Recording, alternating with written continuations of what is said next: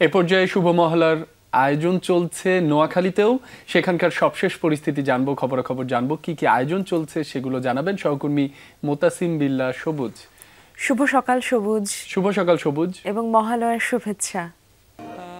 শুভ সকাল রাব্বি, শুভ সকাল মিমি। আজ শুভ মহালয়া, আর দেবী দুর্গার আগমনে মহালয়ার যে অনুষ্ঠান, যে আনুষ্ঠানিকতা সেটি ইতিমধ্যে শুরু হয়ে গেছে। সকাল 6টায় ঘট পূজার মধ্য দিয়ে শুরু হয় এবং 6:30টায় যে পূজা সেটি শুরু হয়েছে।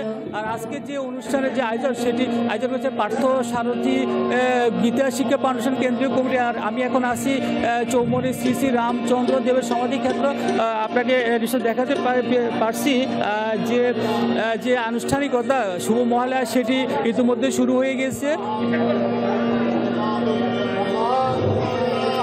আর এখানে আমি কথা বলবো আজকে যে শুভ মহালয়ার যে গুরুত্ব সেটি জানবো, যে আজকে এখানে যারা আয়োজন করছেন তাদের কাছে আজকের দিনের যে শুভ মহালয়ার গুরুত্ব। আজ শুভ মহালয়া, আশ্বিন মাসের কৃষ্ণপক্ষের সমাপ্তি এবং শুক্লপক্ষের শুরুতেই যে সন্ধিক্ষণ, সেই সন্ধিক্ষণেই মা দেবী দুর্গার আগমনী বার্তা। আজ থেকে আমাদের দুর্গাপূজার ক্ষণ গণনা শুরু। মা পৃথিবীতে আসবেন, একটা শান্তিময় বিশ্ব, অসাম্প্রদায়িক একটা বিশ্ব গঠন হবে। আমরা সবাই সুখে শান্তি থাকব, মায়ের কাছে আমাদের এই প্রার্থনা থাকবে। আপনি শুনলেন যে আজকে শুভ মহালয়ার যে গুরুত্ব সেটি শুনলাম।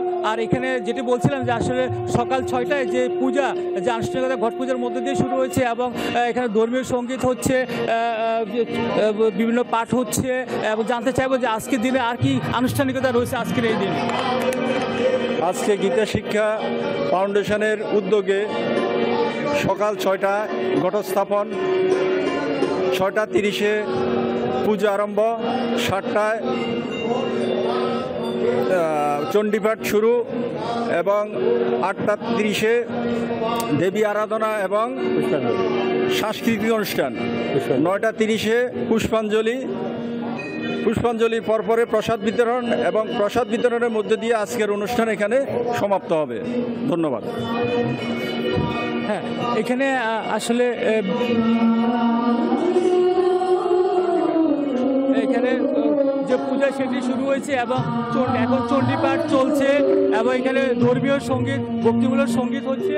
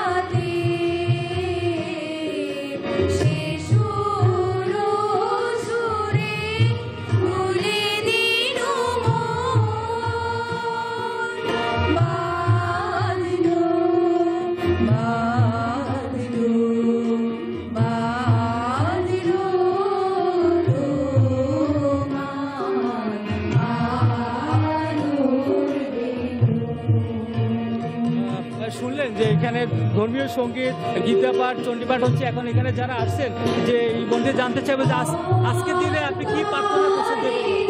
আজ এই মহালয়ার পুণ্যক্ষণে আমরা মাতৃবন্দনা করছি বিশ্ব শান্তি কামনায়। হিন্দু, মুসলিম, বৌদ্ধ, খ্রিস্টান সকল জাতি শান্তিতে থাকতে পারে। মায়ের পূজাটা যেন খুব সুন্দরভাবে নির্বিঘ্নে কাটে।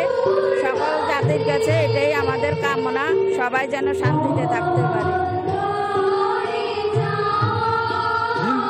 হিন্দু ধর্ম মতে এবছর দেবী দুর্গার আগমন করবে ঘোড়ায় চড়ে। আর এখানকার যারা বক্তা তারা আসলে অসাম্প্রদায়িক বাংলাদেশে এবং বিশ্ব শান্তি কামনায় তারা দেবী দুর্গার যে আগমন সেটি মহালয়ার মধ্য দিয়ে তাদের ক্ষণ গণনা করতে শুরু করেছে। শুভ সকাল রাব্বি, শুভ সকাল মিমি।